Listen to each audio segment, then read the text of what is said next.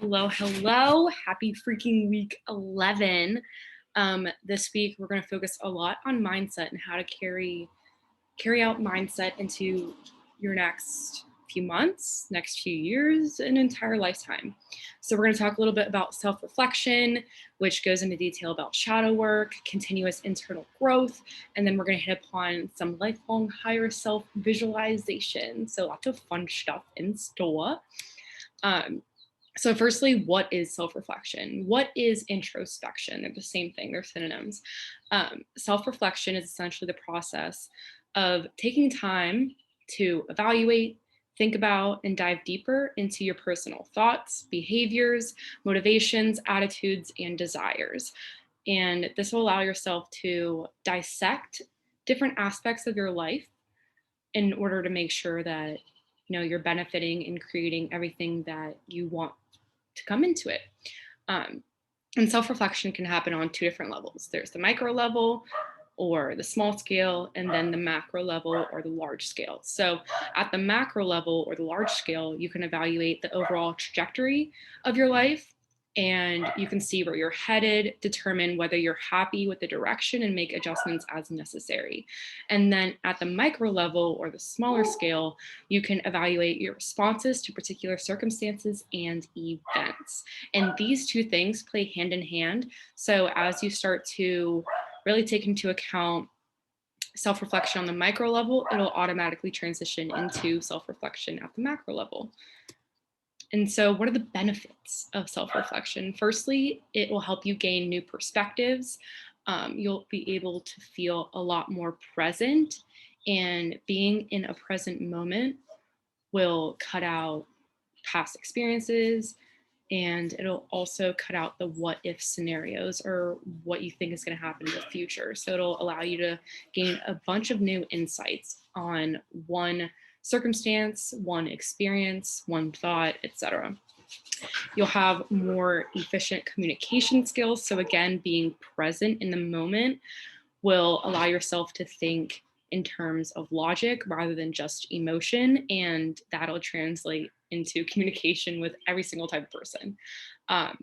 Then lastly, it'll allow you to deepen your learning opportunities. So again, it all comes down to being present in the moment, present right now, what's happening right in front of you, and being present in the now will allow you to really kind of take into account whatever you're putting into your brain. So you won't be distracted by a bunch of nonsense. You'll be focused on one thing and actually allow yourself to process that one thing. Therefore, having it in your thought bank and your education bank longer. So how do we do this? Firstly, in order to self-reflect, you want to think about the time frame you want to work with. So whether that be the past day, the past week, month, year, 5 years, whatever, determine that firstly. And then once you get past that point, I want you to grab a past journal, a past planner, photos, whatever, and I want you to note the highs and lows in that time period. Think about, did you travel anywhere? Did you experience any personal or family milestones? What changed in your relationships? What changed in work, passion projects, etc. So note all those things down. And then for the lows, ask yourself, was this in my control? And if not, this is a good time to practice acknowledge, accept, release. I came up with this process because it'll allow you to really lift whatever weight is on your shoulders. So acknowledge that it's not in your control, acknowledge that it happened, accept that you won't be able to change it, accept that you have no control over it, and then release the fact that it has no connection towards you. It's just there and you're here. That's something really good to keep in mind whenever you feel like really tense from a situation.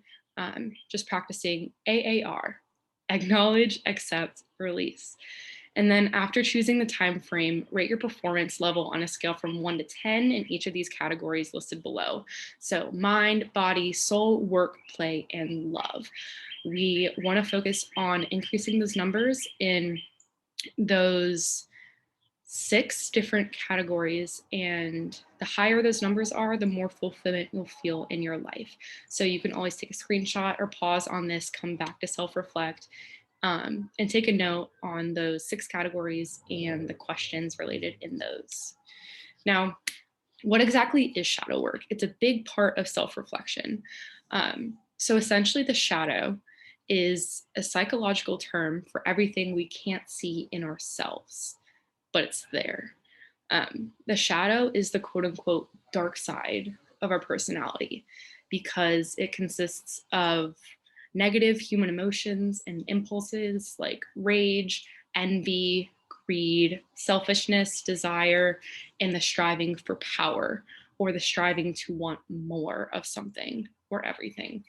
Um, and all we deny in ourselves, whatever we perceive as inferior, evil, or unacceptable, become part of the shadow.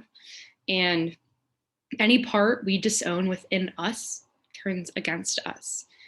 So the personal shadow represents a collection of these disowned parts, or the parts you don't like about yourself. Um, and whatever qualities we deny in ourselves, we see in others. So not only is it going to be part of that deep shadow, but it'll also start to come to play in how you react to others. So for example, if you suspect your parent is being hostile, then it's likely that you have yet to acknowledge or accept your own hostility within. Um, so just think about that and sit on it for a while, because a lot of people don't realize what the shadow is, that there is a shadow in general, and how it gets there. So kind of take some time to reflect upon this. And then going into the next slide. So the second part of self-reflection is continuous internal growth.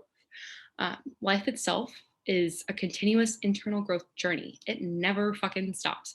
You will learn something new about yourself and someone else every single day, which is really exciting.